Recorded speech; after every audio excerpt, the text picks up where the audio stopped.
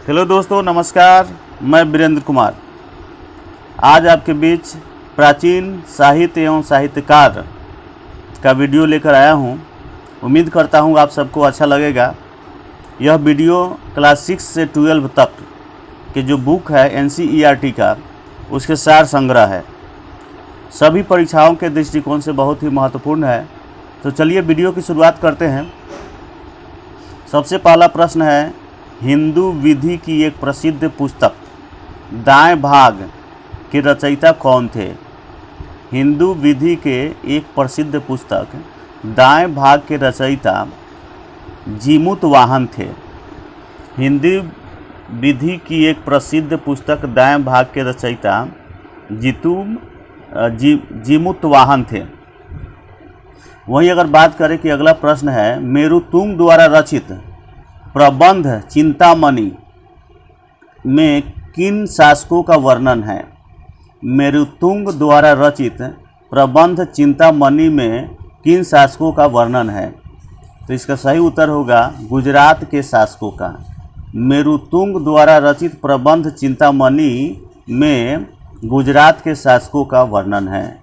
मेरुतुंग द्वारा रचित प्रबंध चिंतामणि में गुजरात के शासकों का वर्णन है। आर्यभट्ट कौन थे? तो प्यारे दोस्तों, इनको कौन नहीं जानता। ये भारतीय गणितज्ञ एवं खगोल शास्त्री थे। भारत के एक शासक रामपाल की जीवन कथा रामचरित के रचयिता कौन है? यानी रामचरित जो रचना है वह रामपाल की जीवन कथा है। इसके जो रचनाकार है संध्याकर नंदी है।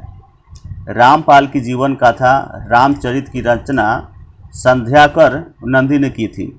कल्हन द्वारा राजतरंगिणी को किसने आगे बढ़ाया?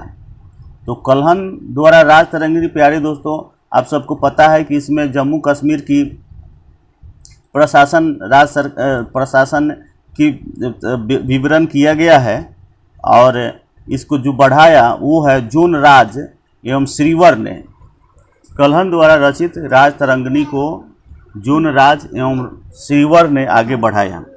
अगर बात करें पंचतंत्र मूल रूप से किसके द्वारा लिखी गई, तो वह है पंडित विष्णु शर्मा। पंचतंत्र के लेखक, पंचतंत्र के जो मूल लेखक हैं पंडित विष्णु शर्मा। अष्टाध्यायी के रचयिता, प्यारे दोस्तों, सबको पता है अष्टाध्यायी की रचयिता पाणिनि है।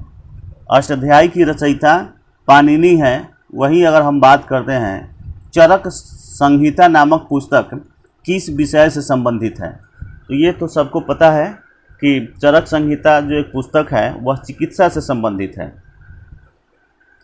चरक संहिता। वहीं अगर पृथ्वीराज रासो के रचयिता कौन थे, तो चंद्रबरदाई। पृथ्वीराज रासो के रचयिता चंद्रबरदाई थे। वहीं बात करें 10 कुमार चरित के लेखक कौन थे, तो दंडी। 10 कुमार चरित के लेखक दंडी थे। 10 कुमार चरित के लेखक दंडी थे।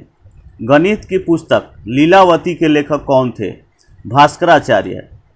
गणित की पुस्तक लीलावती के लेखक कौन थे? तो प्यारे दोस्तों, इसका सही उत्तर होगा भास्कराचार्य। गणित की पुस्तक लीलावती के लेखक भास्कराचार्य थे। गीत गोविंद के रचयिता जयदेव किस सभा को सुघोषित करते थे? अर्थात गीत गोविंद के रचयिता जो जयदेव हैं किस सभा में रहते थे, तो वह लक्ष्मण सेन की सभा को सुशोभित करते थे। मिलिंद पन्हो किस भाषा का ग्रंथ है? मिलिंद पन्हो पाली ग्रंथ है। पाली भाषा का ग्रंथ है।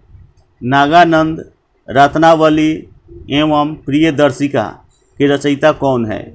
नागानंद रत्नावली एवं प्रियदर्शिका के रचयिता हर्षवर्धन है। नागानंद रत्नावली एवं प्रियदर्शिका के रचयिता हर्षवर्धन है। शिल्पकाधिकारम का लेखक कौन था? इलंगो। शिल्पकाधिकारम का लेखक कौन था? इलंगो। शिल्पकाधिकारम का लेखक इलंगो था। संस्कृत ग्रंथ पृथ्वीराज विजय के लेखक कौन हैं? जगनक। संस्कृत ग्रंथ पृथ्वीराज विजय का लेखक कौन है? तो इसका सही उत्तर होगा जगनक। संस्कृत ग्रंथ पृथ्वीराज विजय का लेखक कौन है? तो जगनक। विश्वकोशीय ग्रंथ किसे कहा जाता है? तो विश्वकोशीय ग्रंथ प्यारे दोस्तों बृहत संहिता को कहा जाता है। पृथ्वीराज विजय के लेखक जगनक है। विश्वकोशीय ग्रंथ बृहत संहिता को कहा जाता है। सौंदर्यानंद किसकी रचना है? अश्वघोष की। सौंदर्यानंद किसकी रचना है? तो अश्वघोष की। सौंदर्यानंद किसकी रचना है? अश्वघोष की। सौंदर्यानंद अश्वघोष की रचना है। मनु स्मृति मुख्यतः किससे संबंधित है? तो प्यारे दोस्तों मनु स्मृति जो मुख्य रूप से समाज व्यवस्था से संबंधित है। पंचतंत्र भारत की सर्वाधिक बार अनुवादित पुस्तक मानी जाती है। सबसे अधिक भारत की सबसे अधिक अनुवादित पुस्तक है तो वह है पंचतंत्र, जिसके लेखक विष्णु शर्मा हैं। मूलतः संस्कृत में रचित इस पुस्तक का 15 भारतीय तथा 40 विदेशी भाषाओं में अनुवाद हुआ है।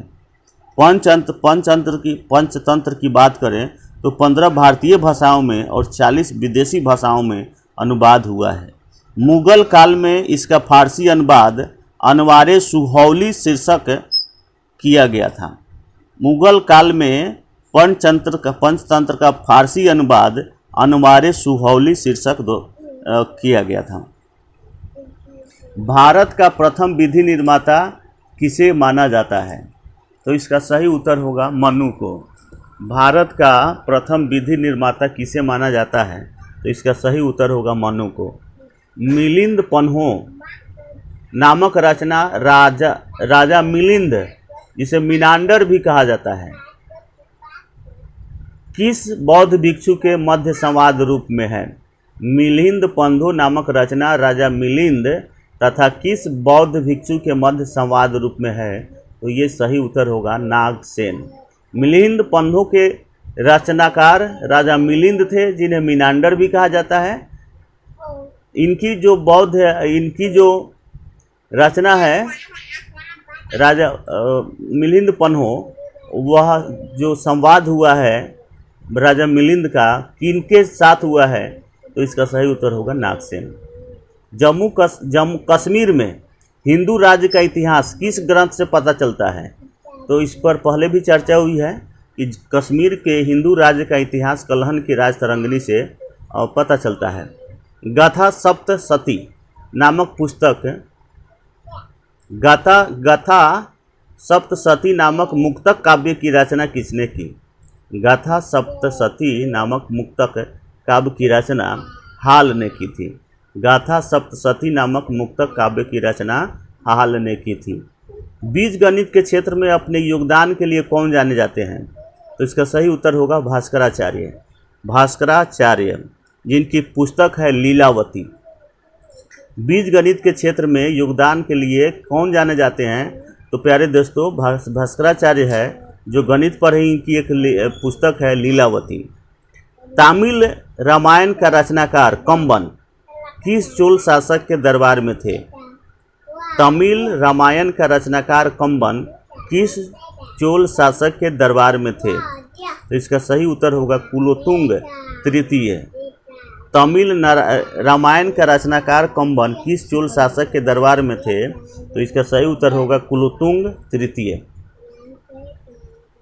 और बात करते हैं प्यारे दोस्तों कि गुप्त काल की महत्वपूर्ण रचनाएं, तो मालविका अग्निमित्र, अभिज्ञान शकुंतलम, मेघदूतम, ऋतु संहारम, कुमार संभवम, रघुवंशम, विक्रमोर्वशीयम, ये कालिदास की रचना है।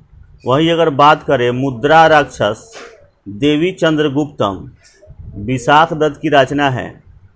वश कुमार चरित, काव्य दर्शन, दंडी की रचना है। न्यायावतार, सिद्धसेन की रचना है।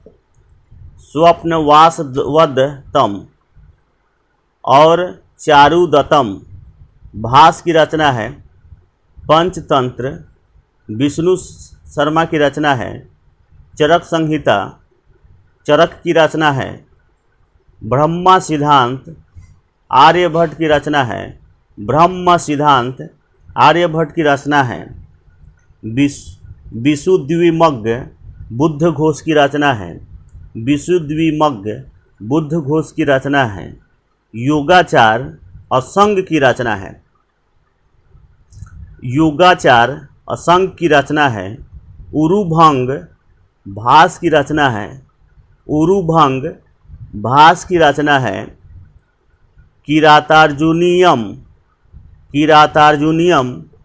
भारवी की रचना है किरातार्जुनीयम। भारवी की रचना है अमरकोश। अमरसेन की रचना है अमरकोश। अमरसेन की रचना है रावणवध। वत्सभट्टी की रचना है रावणवध। वत्सभट्टी की रचना है चंद्र व्याकरण। चंद्रगोमीन की रचना है चंद्र व्याकरण। चंद्रगोमीन की रचना है वाराह मिहिर की रचना बृहत संहिता पंच सिद्धांतिका। बृहत संहिता पंच सिद्धांतिका ये वाराह मिहिर की रचना है। आर्यभट्टियम। आर्यभट्ट की रचना है मृक्षक टीकम। क्षुद्र की रचना है। यारे दोस्तों, महाकाव्य के लेखक पतंजलि,